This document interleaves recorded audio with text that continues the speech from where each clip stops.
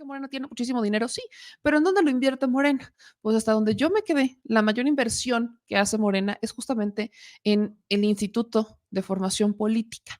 Y a partir de ahí, pues viene un trabajo gigantesco que están haciendo con los aspirantes, con cualquier persona que se postule.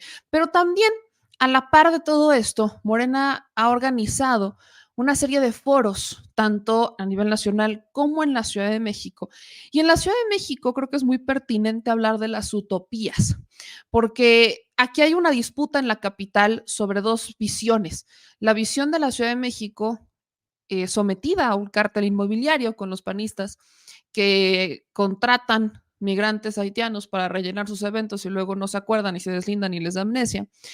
Y la visión de las utopías, donde hay espacios de interacción, donde hay espacios de recreación, donde hay espacios de tranquilidad para las mujeres, para los jóvenes, para los adultos, donde se recuperaron espacios públicos y donde se hizo un trabajo inmenso, que aún falta, por supuesto que aún falta. No podemos hablar de una transformación total cuando estás hablando de Iztapalapa, que es la alcaldía en la Ciudad de México que más gente tiene. Y entre el Iztapalapa, entre la Gustavo Madero y si no estoy mal también Iztacalco, juntas, pues son muy fuertes. Pero también, por ejemplo, Iztapalapa ha sido pues bastante estigmatizada. Y después de Clara creo que ha roto con esos estigmas. Entonces, vamos a platicar con nuestro querido Rafael Barajas el Fiscón sobre la construcción de las utopías, ciudad de bienestar, derechos y libertad, porque ya empiezan los foros este sábado. Querido Fis, ¿cómo estás? Buenas noches. Pues querida Meme, como siempre es un gusto estar aquí contigo, me da un gusto enorme estar contigo. Me encanta todo lo que dices, pero además me parece sensacional lo que presentas de que Xóchitl Gálvez quiere decir, la candidata, fíjate, de Claudia X González, ¿no? Viene a decir que Claudia Sheinbaum es la candidata de la oligarquía. ¿En qué está pensando? ¿De qué está hablando? Ella es la candidata del PRI, del PAN, ella es la candidata del proyecto neoliberal. Es decir, ¿de qué está hablando? Viene a decir que Claudia tiene un financiamiento ilegal, que tiene un financiamiento ilícito, cuando no hay una sola prueba de eso. Yo sí creo que lo que dijo San Juana, por lo que yo volví a leer el documento, dice que habría, vamos, no es, San Juana no se atreve a hacer la acusación de que pasaron el dinero a una candidatura de Claudia. San Juana no dice eso. Lo que ella dice es que, y en lo que está centrando ella su caso, es en decir que los trabajadores recibieron una cantidad que es indebida y que es ilegal. Bueno, todo eso yo creo que es sujeto todavía de un debate legal, etcétera, pero eso de ahí a decir que Claudia Sheinbaum recibe una candidatura ilegalmente financiada, pues hay un abismo de diferencia, ¿no? Y lo que sí, pero fíjate, lo que sí está documentado y de lo que no habla Xóchitl Gálvez, ¿no? Es del caso de Coahuila, en el que Marco Cortés exhibe un documento, eso es fantástico, eso no tiene precedente en nuestra historia reciente, que Marco Cortés exhibe un documento en el que vemos cómo el PRI y el PAN pactan la candidatura a gobernador, la candidatura presidencial, pactan 6 notarías, pactan, entre otras cosas, la permanencia de un juez. Es una cosa increíble. Pactan la dirección de organismos autónomos. Es decir, ese sí es escándalo y eso sí está documentado. Y lo único en lo que se basa Xóchitl para armar su discurso es en el hecho de que la oligarquía, a la que ella sí representa de manera clara y de manera inequívoca, ¿sí? Ella sí es dueña, esa oligarquía es dueña de los grandes medios masivos de comunicación y es la que busca poner el acento en una denuncia mal entendida de San Juana, ¿sí? Y busca a través de eso hacer una labor distractora para que no se hable del verdadero escándalo de estos días, que es lo que sacó Marco Cortés de manera voluntaria en sus redes sociales, ¿no? Y que es un y que te habla además de cómo el PRI y el PAN sí entienden la política como una negociación en la que absolutamente todo es una mercancía, ¿no? Y bueno, esto contrasta efectivamente con lo que tú estás planteando. Hoy, por cierto, te aclaro, es decir, el Instituto Nacional de Formación Política no recibe grandes cantidades de dinero, tenemos una plantilla relativamente pequeña y tenemos 172 gentes nada más y hacemos un montón de trabajo y no creas que estamos extraordinariamente bien pagados, ¿no? Es decir, somos un instituto relativamente modesto. Sí ocurre, y esto hay que señalarlo, que el INE sigue estando en manos pues, de las viejas lógicas de Lorenzo Córdoba y le pone unas multas brutales al partido a todo nivel, siempre. Entonces, siempre el partido, es decir, si en principio tiene que recibir unas prerrogativas importantes, pero lo cierto es que no las recibe. Esto es algo que sí hay que subrayar y que siempre hay que recordar. Es decir, siempre las multas son brutales, ¿no? Es una cosa muy curiosa. Y bueno, pero sí, en lo que estoy totalmente de acuerdo y que lo señalas y te lo agradezco, es que sí, efectivamente, son dos proyectos de nación totalmente distintos. Por un lado, está el proyecto de la oligarquía, que ese sí lo que se propone, bueno, lo está haciendo, entre otras cosas, ni más ni menos que José Ángel Gurría, el ángel de la dependencia. Y ese sí lo que busca es el regreso de manera inclemente a todas las lógicas neoliberales, siendo que el proyecto neoliberal está en demolición en todo el mundo y lo único que tiene que ofrecer son proyectos ya como el de Milei, que es esta extinción del Estado a costa, ¿sí? de la entrega de todo digamos, al gran capital, a las lógicas del mercado, lo cual básicamente lo que se propone es una situación totalmente distópica en la cual le quitas al Estado todo aquello que beneficia a la población, los servicios de salud, los servicios de educación, lo que es obra pública, etcétera, y lo único que dejas del Estado son a los cuerpos represivos para que agarren a palos a la gente que protesta por los desastres que provoca esta política ultra neoliberal. Y bueno, aquí en México se está construyendo otra cosa, es decir, del otro lado de Xóchitl, del otro lado de Milei, del otro lado de Claudia X González, se está buscando construir el segundo piso de la cuarta transformación y se está trabajando en una lógica que ha sido vieja dentro de nuestro país, que es la lógica es curioso, pero es la lógica de lo que son las utopías. Yo te recuerdo que las primeras, es decir, México, la Nueva España, fue territorio de utopías, algunas fantásticas, como la de Tatabasco, que hizo una utopía primero en Santa Fe y que después se la llevó a Michoacán, hizo otro proyecto utópico en Michoacán.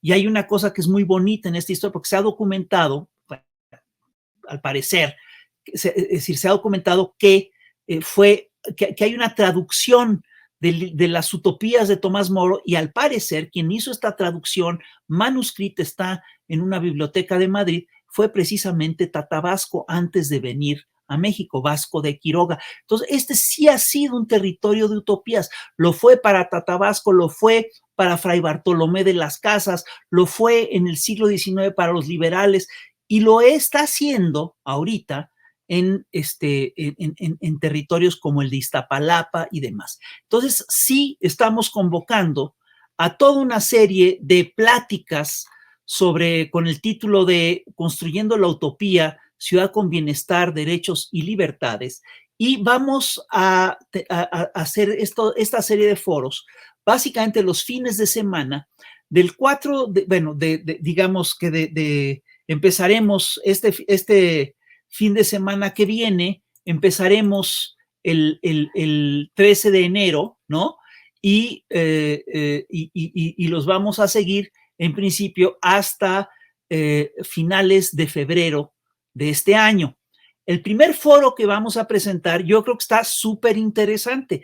Es un foro sobre el derecho a la ciudad, sobre lo que es el desarrollo urbano con justicia territorial. Y este tema es particularmente importante en algunas alcaldías, notablemente en la Benito Juárez. Vamos a hacer este foro en la Benito Juárez, donde se dio el desarrollo del cártel inmobiliario, que es un caso de corrupción brutal e increíble que además ha costado vidas. La corrupción mata. Y aquí lo que vimos es cómo, mira, en la era neoliberal ocurrió una cosa muy curiosa. Todo se convirtió en negocio, absolutamente todo fue negocio, incluso el aire, incluso la tierra y por supuesto los edificios, los permisos, la actividad política fue negocio. Y una actividad muy lucrativa en la Ciudad de México, pues es la compra y venta de edificios, el negocio inmobiliario, y hubo un grupo de funcionarios de la ciudad que siempre han jugado un papel. Hay un grupo de funcionarios que juegan un papel naturalmente importante en el negocio inmobiliario porque esos funcionarios expiden permisos para la construcción, regulan ciertas cosas, etcétera. Y tuvimos que en el sexenio, en estos últimos años, pues ha habido toda una serie de funcionarios corruptos de delegaciones que encontraron que podían hacer grandes negocios con los permisos de la construcción. Y nos encontramos, pues, entre otras cosas, con que muchos de estos funcionarios, pues, dieron permisos que no debían dar, permitieron que se construyeran edificios en zonas en las que escaseaba el agua, etcétera, y permitieron que se construyeran edificios con pisos de más, y pues obviamente esto tuvo graves consecuencias, pues, para la población. Yo te recuerdo que en el sismo del 2017 en la Ciudad de México se cayó en la delegación Benito Juárez un edificio que tenía un año de haber sido terminado, el edificio de la calle Zapata 56.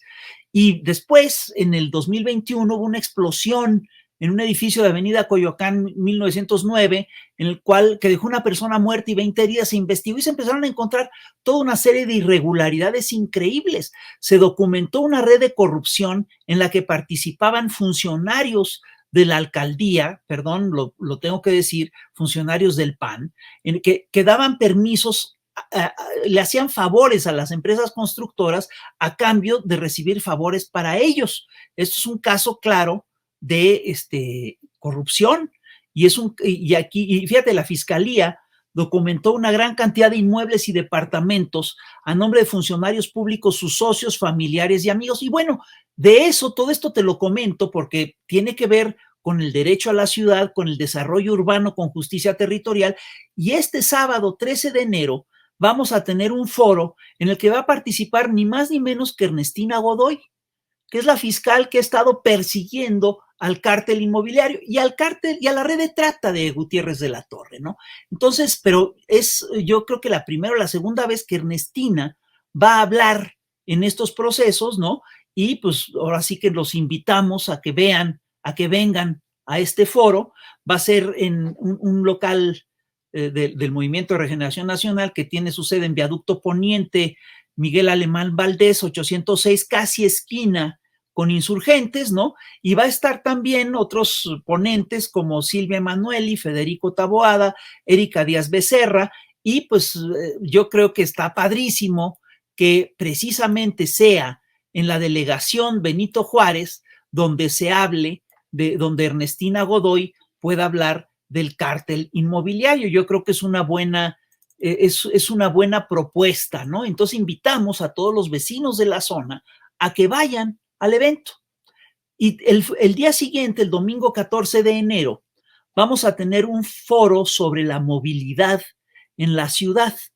Yo sí creo que el caso de Iztapalapa es un caso muy importante porque se hizo toda una red de teleféricos que le ahorra a la gente movilidad en la zona. Es decir, la gente de la zona ahora hoy en día tiene una hora y media más de su tiempo para sí misma, porque ya a través de esta red de teleféricos ya no se la pasa tanto en el tráfico y puede moverse con más tranquilidad. Y vamos a tener como ponentes a Guillermo Calderón, a Andrés Layuz, a Javier Treviño, a Alejandra Leal, a Gisela Méndez, y va a ser en la calle de Cedro 23, Colonia Santa María la Ribera, en la alcaldía Cuauhtémoc, que es una alcaldía que tiene problemas de movilidad. Entonces, es la verdad, yo creo que son nuestros dos primeros foros, yo creo que están padrísimos, van a estar súper interesantes y los invitamos a que le entren, ¿no? Y por supuesto vamos a tener otros foros temáticos. Vamos a tener un foro muy importante sobre el derecho al agua, en el que pues hemos invitado y supongo que van a participar Elena Burns, Patricia Legarreta, que saben muchísimo sobre el agua. El tema del agua va a ser un tema importante porque estamos en época de estiaje y las elecciones van a coincidir con el tema del estiaje. Vamos a hablar también en otro foro sobre la ciudad verde, sobre la ciudad metropolitana, sobre una ciudad democrática y participativa. Vamos a hablar sobre el combate a la corrupción. Vamos a hablar sobre una ciudad justa y segura. Vamos a hablar sobre economía a favor de la gente, sobre la necesidad de recuperar el campo. Es decir, y de estos foros después vamos a hacer una serie de consultas. Es decir, vamos a consultar a la gente en algunas fechas para que la gente nos diga qué opina sobre estos temas. Y yo creo que, bueno, pues es una propuesta interesante porque aquí de lo que se trata es de construir una utopía, pues con todos, ¿no? Oye, Fis, en estos espacios de diálogo, estos diálogos que se están construyendo, ¿qué ¿cómo podríamos compararlos? Yo sé que igual y podrían no tener comparación, porque yo vi cuando dicen, ¿no?, del proyecto de Morena, PT Verde, vamos a empezar con los diálogos, anuncian quiénes son los equipos, 3 horitos después tenías al frente haciendo exactamente lo mismo, pero con una cantidad de personajes que se dedicaron a destrozar el país, bien decías hace rato, Gurría, el jubilado más joven en la historia del país, descaradamente, y me parece, creo que importante hacer una comparativa. Tú que estás dentro de la organización de ello, incluso desde el Instituto de Formación Política, dejando a un lado el tema de los recursos y demás, ya lo habíamos platicado, PRI, PAN, PRD durante 5 años no logró construir nada más que ver qué hacían los de enfrente e intentar copiarlo. De ahí también sale la propia Xochitl Gálvez. Pero a grandes rasgos, quizás para la audiencia que pudiera no conocer a fondo las diferencias, ¿cuáles serían las diferencias que pondrías tú sobre la mesa del proyecto en la Ciudad de México, del cártel inmobiliario, con lo que Clara Brugada podría proponer, e incluso también a nivel nacional? ¿Qué es lo que se presenta distinto? Se habla mucho de la construcción del segundo piso de la 4T y del otro lado hablan de regresar al pasado. ¿Cuáles serían las diferencias desde tu perspectiva? Mira, la diferencia central de los dos proyectos de nación se expresa con toda claridad en la Ciudad de México. En la Ciudad de México tienes por un lado a Clara Brugada, que te propone la construcción de utopías, ¿no? Y que le dedica una parte importante del presupuesto de Iztapalapa al bienestar de la población, haciendo las redes de teleféricos, redes de transporte distintas, y construye estas utopías que son fantásticas, en las que va la gente de veras a descansar, a pasarla bien, ¿no? Va la gente realmente a tener un espacio para sí, ¿no? Es decir, y que ha logrado ese proyecto, entre otras cosas, ese proyecto y otras políticas han logrado abatir de manera muy importante la criminalidad en Iztapalapa. En Iztapalapa era una de las entidades más violentas del país, ya no lo es. Entonces, pues, ese es uno de los proyectos en el cual, digamos, se busca una ciudad de derechos.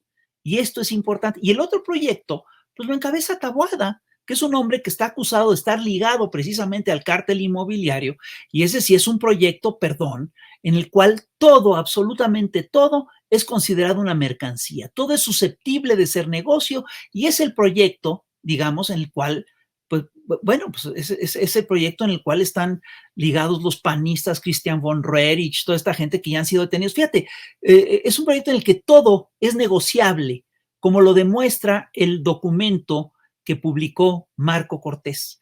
Es un proyecto en el que todo es negociable, como lo demuestra la denuncia que hizo la propia Ernestina Godoy, que dice que le planteaban que se podían quedar, que le negociaban que ella se podía quedar como fiscal, siempre y cuando liberara los expedientes de Christian von Roerich, de Gutiérrez de la Torre. Pues imagínate lo que eso implica.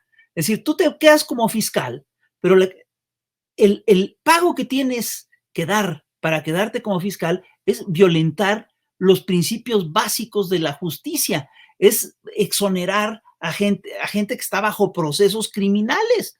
Y pues, esa es la gran diferencia. O hay derechos o hay mercancías, nada más, ¿no?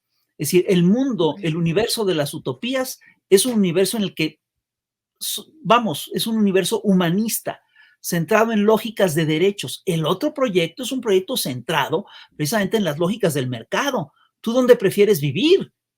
No, definitivamente donde tienes libertades. Hay quienes han cuestionado mucho el tema de la utopía. Recuerdo que dicen, ¿cómo es posible que piensen que una utopía se pueda construir en la Benito Juárez? Por Dios, como minimizando lo que significa, ¿no? Hay quienes creo que creen que de la nada van a aparecer, no sé, parques con dinosaurios por todo México, ¿no? Por toda la Ciudad de México. Dicen, no, es que ahora vamos a tener dinosaurios por todos lados. Digo, bueno, esos ya existen en sus partidos, no creo que quieran más que esos. Pero creo que no, creo que estos diálogos podrían incluso ayudar a entender que eso es lo que yo entiendo, corrígeme si me equivoco, que las utopías no es que vamos a copiar el modelo exacto y vamos a hacer todas las utopías de Iztapalapa, sino que vamos a modificar la Ciudad de México a como se necesita, cuáles son los problemas que tiene cada uno y a partir de ahí construir su utopía. ¿Va por ese rumbo? Va precisamente por ese rumbo. Mira, yo sí creo que, por ejemplo, en Tepito sería padrísimo construir una utopía, porque es La una neta sí, zona, considero.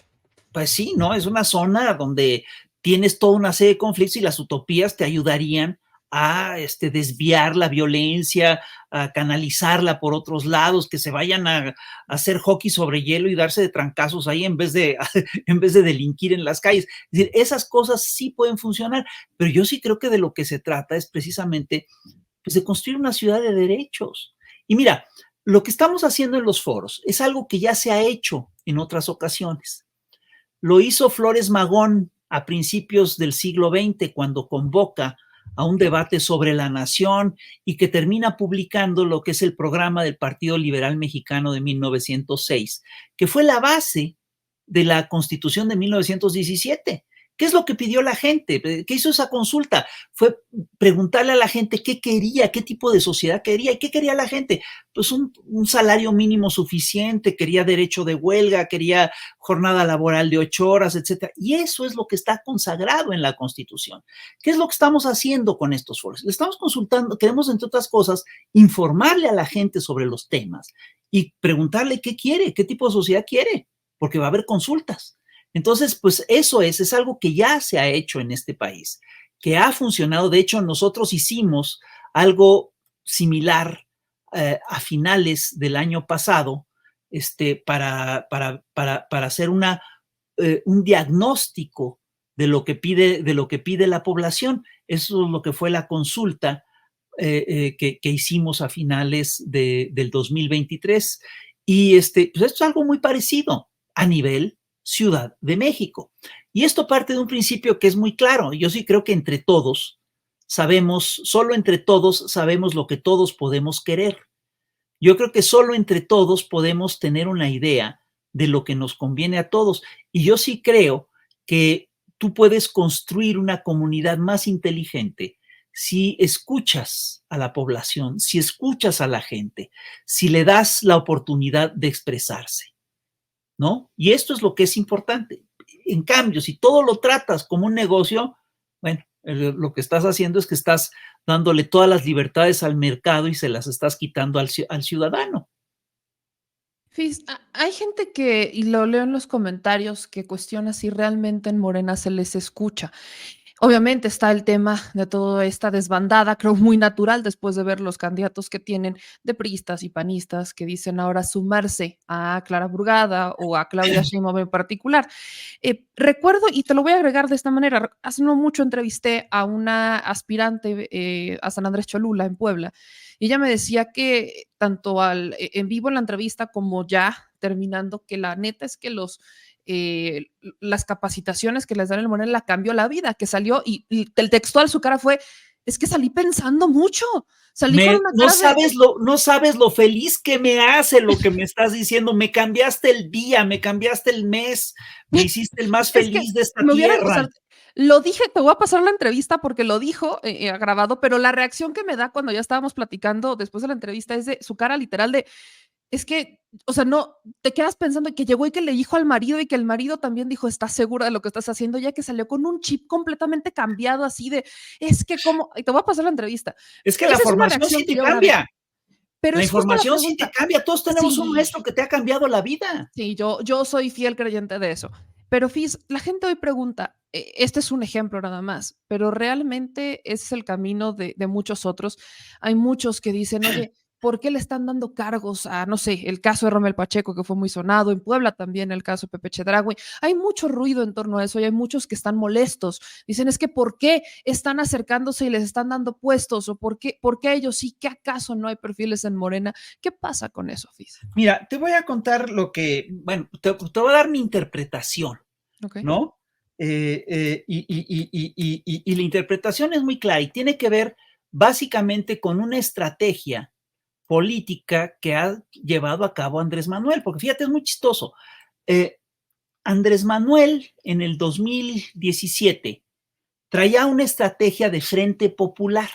Buscaba una alianza de los diversos grupos de izquierda, sindicatos, partidos, etcétera. Y esa alianza no se pudo concretar por pleitos de los propios partidos. El PRD no quiso, no hay sindicatos organizados, etcétera. Entonces lo que hizo Andrés es una estrategia distinta, que es una estrategia de frente amplio. Es una estrategia en la que todos caben. ¿A qué se debe el cambio de la estrategia? Se debe una cosa, a mi entender, a una cosa muy clara. Y es que de repente empezó a repuntar en el planeta una derecha pues ya claramente fascista. Para combatir al fascismo, si tú quieres combatir al fascismo, necesitas hacer un frente amplio. Si tú quieres combatir al neoliberalismo que sigue siendo hegemónico a nivel planetario, necesitas hacer un frente amplio. Esta misma estrategia la planteó León Trotsky en la década de 1930 para combatir al fascismo. Y parte de un principio que es muy simple, es decir, los revolucionarios, decía Lenin, piensan que ellos solos pueden hacer la revolución y esto no es cierto. Necesitan de alianzas. En el 2018, si tú te fijas, Andrés llamó a hacer una alianza con grupos que en principio no tenían nada que ver con Morena y llamó pues, a candidatos que algunos no nos gustaban, etcétera. Hizo una alianza incluso con el PES, que vamos, es un partido religioso, es un partido confesional, ¿no? Pero esa alianza es, entre otras cosas, lo que le permite a López Obrador tener un triunfo importante en el 2018 y le permite, además, le da cierta gobernabilidad. Por supuesto que cuando abres las candidaturas y te abres a ciertas alianzas, corres el riesgo de que te traicionen. Pero ojo, también tú corres el riesgo de que te traicionen si no haces esas alianzas. Es decir, esta idea que se tiene de que toda la izquierda es pura y todo eso, pues no es cierto. Es decir, la izquierda también tiene un historial de cuidado, ¿no? Y si tú revisas de toda la gente que entró a las diputaciones a través de Morena en el 2018, en realidad solo puedes contar 2 o 3 casos de traiciones y son casos muy notorios. Es el caso de Lili Telles, es el caso de Germán Martínez, en fin, hay algún otro por ahí. Pero en general, lo que ocurre es que mucha de esa gente que entró, ¿sí? Sí le ayudó le ayudó, entre otras cosas, a sacar los proyectos en el Congreso y ayudó a la gobernabilidad. Se nos olvida que tenemos de repente funcionarios que vienen del PRI y que son buenos funcionarios. Te voy a poner un caso emblemático, es decir, el caso de Bartlett. A ver, yo me peleé con Bartlett, es decir, bueno, nunca fui su amigo, pero yo le eché toda la bronca posible a Bartlett en el 88 por por la caída del sistema, ¿no? Y sin embargo, yo sí tengo que aceptar que después Bartlett fue clave en la defensa del petróleo en tiempos de Salinas, en tiempos de Zedillo, y que Bartlett ha sido un extraordinario funcionario de Comisión Federal de Electricidad y ha contribuido como pocos a levantar Comisión Federal de Electricidad. A mí me pasa, o sea, a todos nos pasa, de repente la gente en la que más quieres confiar porque viene de un pasado similar, de una trayectoria similar a la tuya, de repente es gente con la que no cuentas. Y de repente gente que tú dices, oh, y quién sabe qué tal va a resultar, de repente resulta que sí funciona.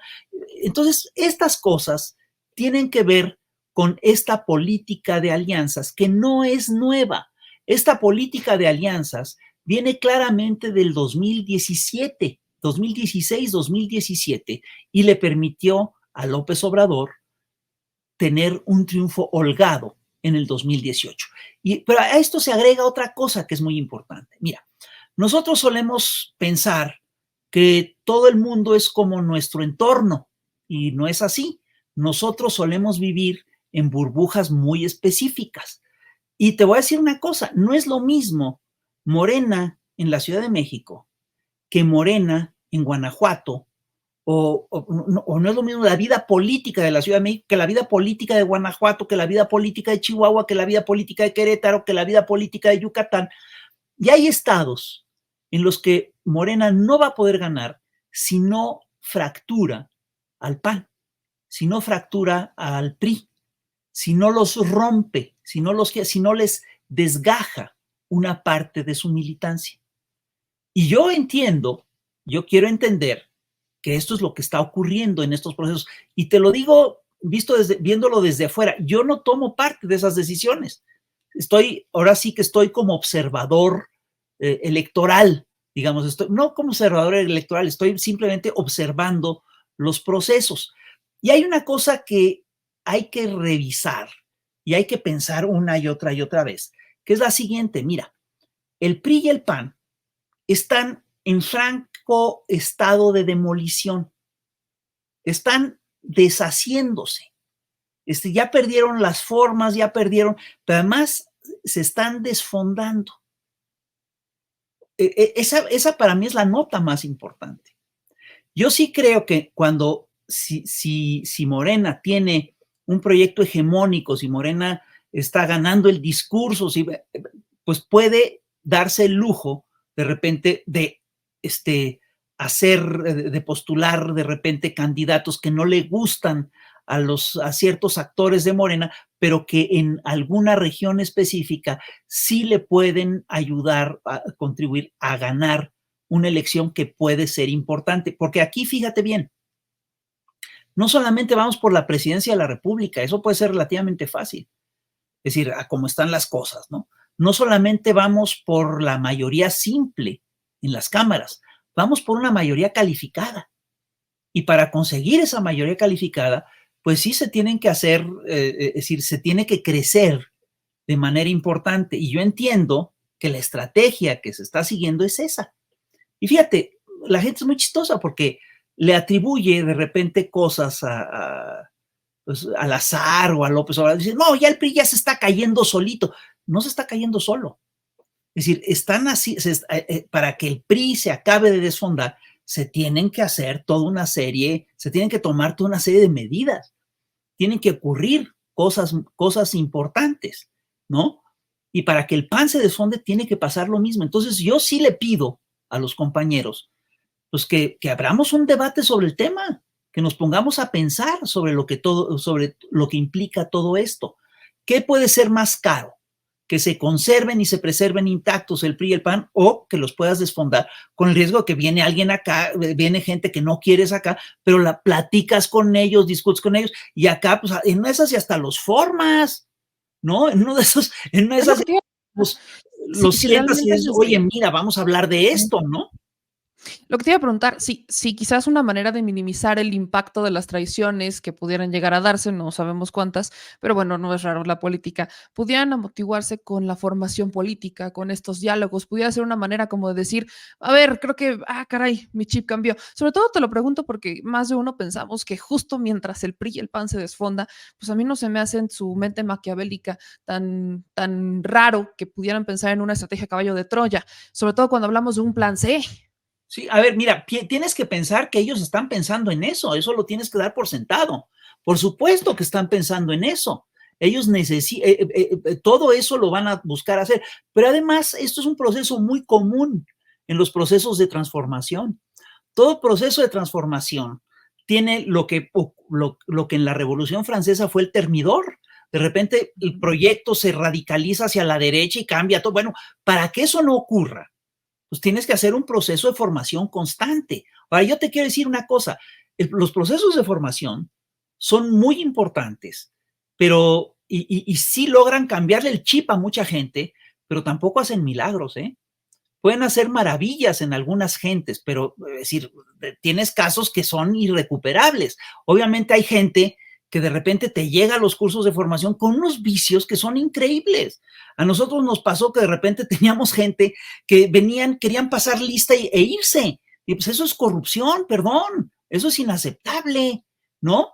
Teníamos gente que de repente pensaba que podía hacer trampa o que iban a ver su teléfono. Es decir, no, necesitamos que la gente discuta, que la gente debata, que la gente le piense. Pues ese es el chiste de los cursos de formación, ¿no? Entonces, sí, sin lugar a dudas, la formación puede hacer cosas increíbles, pero no lo puede hacer todo, ¿no? Y obviamente te digo, nosotros hacemos formación, no hacemos milagros. Ahora sí que el que nace pa' maceta no sale del corredor, es decir, lo que natura non da, Salamanca no lo presta. Eso siempre ha sido así, pero sí creo yo que es preferible tener una Salamanca o que sí es preferible tener cursos de formación a no tenerlos. Y sí, fíjate, a mí sí me ha tocado ver que hay gente que te llega con ideas ultra conservadoras y de repente sale y de repente empieza a asumir posiciones que hasta te sorprenden, ¿no? Es decir, posturas nacionalistas, posturas a favor de la despenalización del aborto. Entonces el tema no es tal, sino que tiene que ver con los derechos de la mujer. Es decir, y sí te encuentras con procesos de formación es decir, sí te encuentras de repente con sorpresas. Y yo sí creo que eso es un debate que se tiene que dar. Mira, la izquierda debatió durante años acerca de cómo llegar al poder. Y pues, gran parte del debate se dio alrededor de las propuestas de Lenin y de las propuestas de Mao y el proyecto guevarista y el proyecto foquista y todo esto, pero rara vez ha debatido la izquierda acerca de qué hacer ya que tome el poder. ¿Qué hacer cuando ya tomó el gobierno y cómo llegar al punto de no retorno? ¿Cómo llegar al punto en el que no regrese fácilmente el PRI y el PAN? Para que no regrese fácilmente el PRI y el PAN, los tienes que desarticular.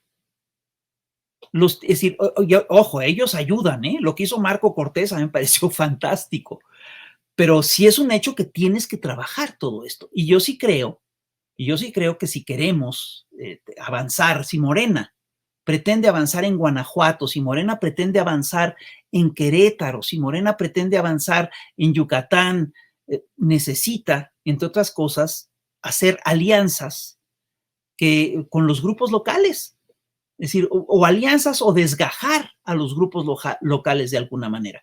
Y eso es lo que yo creo que está haciendo. Esto es lo que yo creo que hizo el presidente Andrés Manuel López Obrador en el 2017-2018 y que mucha gente del partido no lo entendió. Y es lo mismo que se está haciendo ahora y que mucha gente tampoco lo entiende. Yo sí sugeriría que abramos el debate, ¿no? Pues abramos el debate. Mi querido Fischer, te agradezco mucho que pasaras a platicar con nosotros un ratito. Ayúdame solamente recordándole a la audiencia cómo van a estar estos foros de la Ciudad de México. Veo a muchos que quieren participar, entonces, pues creo que es una gran oportunidad ir a estos diálogos y que cuando hay una oportunidad de que un partido te escuche a través de la construcción de estos proyectos para gobernar, bueno, creo que es maravilloso que la gente vaya y participe. Mira, el sábado 13 de enero a las 11 de la mañana vamos a tener un foro sobre el derecho a la ciudad en el que va a participar, bueno, la estrella de la función, por supuesto, va a ser Ernestina Godoy, ¿no? La señora que persiguió al cártel inmobiliario en Benito Juárez y va a estar hablando en Benito Juárez y va a estar hablando, entre otras cosas, sobre el cártel inmobiliario. Va a estar también Silvia Emanueli, Federico Taboada y Erika Díaz Becerra. Al día siguiente, el domingo 14, a las 11 de la mañana también, vamos a tener un foro que se va a titular Muévanse Todos, me gusta el título. Es un foro sobre movilidad y van a estar Andrés Layuz, Guillermo Calderón, Javier Treviño, Alejandra Leal, Gisela Méndez. yo creo que están padres los foros. Y después vamos a tener foros sobre el agua, vamos a tener foros sobre la economía en la ciudad, sobre cómo recuperar el campo. Está padre. Y de veras, Meme, yo sí te agradezco muchísimo el espacio. Te agradezco mucho todo lo que dices y la verdad me hiciste feliz con lo que me comentaste de esta mujer que a la que se le dice que le cambiamos el chip. Eso me pone muy feliz. Te lo Y voy a la verdad es que compartir al ratito. sí estamos haciendo un trabajo muy interesante con recursos más bien limitados, pero es un trabajo súper bonito, ¿no? Y es un trabajo que sí está prendiendo en algunos sectores de la sociedad. Pues al ratito te paso ese video para que lo tengas ahí y por lo pronto yo te agradezco mucho, Fis, que pasadas a platicar con nosotros. Nos vemos pronto. Un gran, gran abrazo. Eres un sol, cuídate mucho. Ahí está, nuestro Rafael Barajas del Fisgón. Creo que es gran para el debate. Yo lo he dicho, no hay que confiarse, no hay que confiarse. Yo veo esta estrategia de caballo de Troya muy presente, pero sí hay estados, Guanajuato, Yucatán, en donde necesitan dar golpes. Esto es un ajedrez, es un tablero de ajedrez. El punto aquí es que cómo le van a hacer, que no depende de la formación política, eso no es un área del Fisgón. ¿Cómo le van a hacer para que los perfiles que salgan ganadores realmente representan los intereses del pueblo y le den ese golpe que requieren los partidos donde son más fuertes, como es Guanajuato, como es Yucatán, por ejemplo? ¿Cómo logras hacer las dos cosas y no sacrificar ni la ideología, ni el proyecto, ni lo que vienes defendiendo en el camino?